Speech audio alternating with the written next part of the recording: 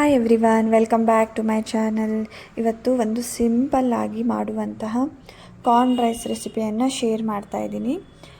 ಇದಕ್ಕೆ ನಾನು ಕಾರ್ನ್ ಮತ್ತು ಕ್ಯಾಪ್ಸಿಕಮನ್ನು ಮಾತ್ರ ಯೂಸ್ ಮಾಡಿದ್ದೀನಿ, ಮತ್ತು ಏನನ್ನು ಸಹ ಯೂಸ್ ಮಾಡಿಲ್ಲ. ತುಂಬಾ ಸಿಂಪಲ್ಲಾಗಿ ಒಂದು 5-10 ಮಿನಿಟ್ಸಲ್ಲಿ ಆಗುವಂತಹ ರೆಸಿಪಿ. ಇದನ್ನು ಇದು ಮಾಡೋದು ಹೇಗೆ ಅಂತ ತೋರಿಸ್ಕೊಡ್ತೀನಿ. ಮೊದಲಿಗೆ ನಾನಿಲ್ಲಿ ಕ್ಯಾಪ್ಸಿಕಮನ್ನು ಕಟ್ ಮಾಡಿ ಇಟ್ಕೊಂಡಿದ್ದೀನಿ, ಈರುಳ್ಳಿ ಕಟ್ ಮಾಡಿ ಇಟ್ಕೊಂಡಿದ್ದೀನಿ, ಹಾಗೆ ಒಂದು ಹಸಿಮೆಣಸಿನ್ಕಾಯಿ, ಹಾಗೆ ಸ್ವಲ್ಪ ಬೆಳ್ಳುಳ್ಳಿಯನ್ನು ತೊಗೊಂಡಿದ್ದೀನಿ, ಜೊತೆಗೆ ಕಾರ್ನನ್ನು ಬೇಯಿಸಿಟ್ಕೊಂಡಿದ್ದೀನಿ.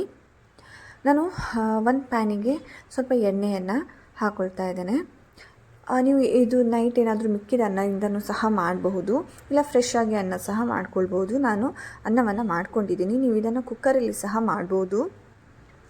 ಹಾಗೆ ನಾನು ಒಂದು ಸ್ವಲ್ಪ ಇಲ್ಲಿ ಬಟರನ್ನು ಹಾಕ್ಕೊಂಡಿದ್ದೀನಿ. ಬೆಣ್ಣೆ ಬಿಸಿ ಆಗ್ತಿದ್ದ ಹಾಗೆ ಇದಕ್ಕೆ ನಾನು ಪಲಾವ್ ಎಲೆ ಹಾಗೆ ಚಕ್ಕೆಯನ್ನು ಹಾಕ್ಕೊಂಡಿದ್ದೀನಿ, ಜೊತೆಗೆ ಒಂದು ಹಸಿಮೆಣಸಿನ್ಕಾಯಿ ಹಾಗೆ ಬೆಳ್ಳುಳ್ಳಿಯನ್ನು ಚಿಕ್ಕದಾಗಿ ಕಟ್ ಮಾಡಿ ಇಟ್ಕೊಂಡಿದ್ದೀನಿ, ಅದನ್ನು ಹಾಕ್ಕೊಳ್ತಾ ಇದ್ದೇನೆ. ಹಾಗೆ ಸ್ವಲ್ಪ ಜೀರಿಗೆಯನ್ನು ಸಹ ಇದಕ್ಕೆ ಹಾಕ್ಕೊಳ್ತಾ ಇದ್ದೇನೆ, ಜೊತೆಗೆ ಟೇಸ್ಟಿಗೆ ಸ್ವಲ್ಪ ಕ್ಯಾಶ್ಯೂವನ್ನು ಹಾಕ್ಕೊಳ್ತಾ ಇದ್ದೇನೆ. ಇದು ಕ್ಯಾಶ್ಯೂ ಬಂದು ಆಪ್ಷನಲ್ಲು, ನೀವು ಬೇಕಾದರೆ ಹಾಕ್ಕೋಬೋದು, ಇಲ್ಲದಿದ್ದರೆ ಸ್ಕಿಪ್ ಮಾಡ್ಬೋದು. ಆದರೆ ಇದನ್ನು ಬೆಣ್ಣೆಯಲ್ಲೇ ಆದಷ್ಟು ಫ್ರೈ ಮಾಡ್ಕೊಳ್ಳಿ. ಗೋಡಂಬಿ ಎಲ್ಲ ಸ್ವಲ್ಪ ಕಲರ್ ಚೇಂಜ್ ಆಗೋ ತನಕ ನೀವು ಇದನ್ನು ಫ್ರೈ ಮಾಡ್ಕೊಳ್ಬೇಕು. ಈ ರೆಸಿಪಿ ಬಂದು ಲಂಚ್ ಬಾಕ್ಸಿಗೆ ಬೇಗನೆ ಆಗಿ ಕ್ವಿಕ್ಕಾಗಿ ಮಾಡುವಂಥ ರೆಸಿಪಿ ಅಂತಲೇ ಹೇಳ್ಬೋದು. ಅಷ್ಟು ಈಸಿಯಾಗಿರುತ್ತೆ, ಹಾಗೆ ಅಷ್ಟೇ ಟೇಸ್ಟಿಯಾಗಿ ಸಹ ಇದೆ. ಕಟ್ ಮಾಡಿಟ್ಕೊಂಡಂತಹ ಈರುಳ್ಳಿಯನ್ನು ಇದಕ್ಕೆ ಸೇರಿಸ್ಕೊಳ್ತಾ ಇದ್ದೇನೆ. ಈರುಳ್ಳಿ ಎಲ್ಲ ಸ್ವಲ್ಪ ಚೆನ್ನಾಗಿ ಫ್ರೈ ಆಗಲಿ, ಅಂದರೆ ಬೆಣ್ಣೆಯಲ್ಲೇ ಈರುಳ್ಳಿ ಸ್ವಲ್ಪ ಫ್ರೈ ಮಾಡ್ಕೊಳ್ಳಿ ಚೆನ್ನಾಗಿ.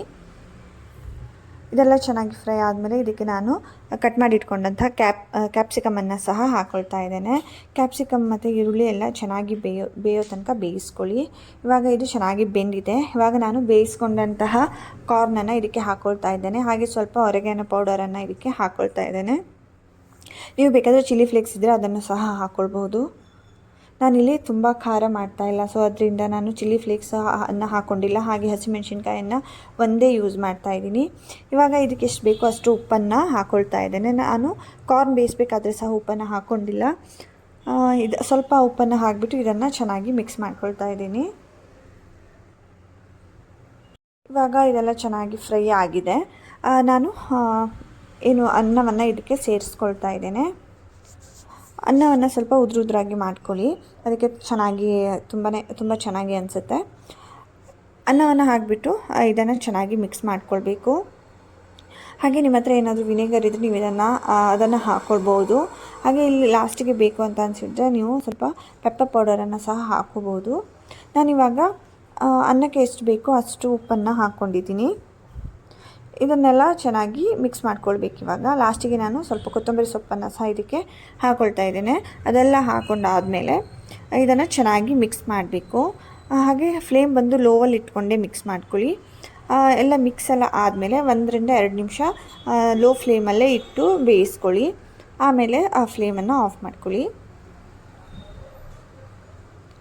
ಈ ರೈಸಿಗೆ ನೀವು ರೈತಾ ಚಟ್ನಿ ಏನು ಮಾಡ್ಕೊಳ್ಳೋದು ಬೇಡ, ಇದನ್ನು ಹೀಗೆ ತಿನ್ಬೋದು. ತುಂಬಾ ಟೇಸ್ಟಿ ಅಂತ ಅನಿಸುತ್ತೆ, ಹಾಗೆ ತುಂಬ ಈಸಿಯಾಗಿ ಇದೆ. ಹಾಗೆ ಮಕ್ಕಳು ಸಹ ಲಂಚ್ ಬಾಕ್ಸನ್ನು ಫಿನಿಷ್ ಮಾಡಿಕೊಂಡು ಬರ್ತಾರೆ. ಈ ರೀತಿ ನೀವು ಮಾಡಿಕೊಟ್ರೆ ನೋಡ್ಬೋದು ಎಷ್ಟು ಚೆನ್ನಾಗಿ ಉದುರಾಗಿ ಕಾರ್ನ್ ರೈಸ್ ರೆಡಿ ಆಗಿದೆ ಅಂತ. ನೀವು ಸಹ ಈ ರೆಸಿಪಿಯನ್ನು ಒಂದು ಸಲ ಟ್ರೈ ಮಾಡಿ, ಹಾಗೆ ಮಕ್ಕಳ ಲಂಚ್ ಬಾಕ್ಸಿಗೆ ಸಹ ಮಾಡಿಕೊಡಿ. ಈ ರೀತಿ ಮಾಡಿಕೊಡೋದ್ರಿಂದ ಮಕ್ಕಳು ಸಹ ಇಷ್ಟಪಟ್ಟು ಇದನ್ನು ತಿಂತಾರೆ. Thank you for watching. Please subscribe to my channel. Thank you.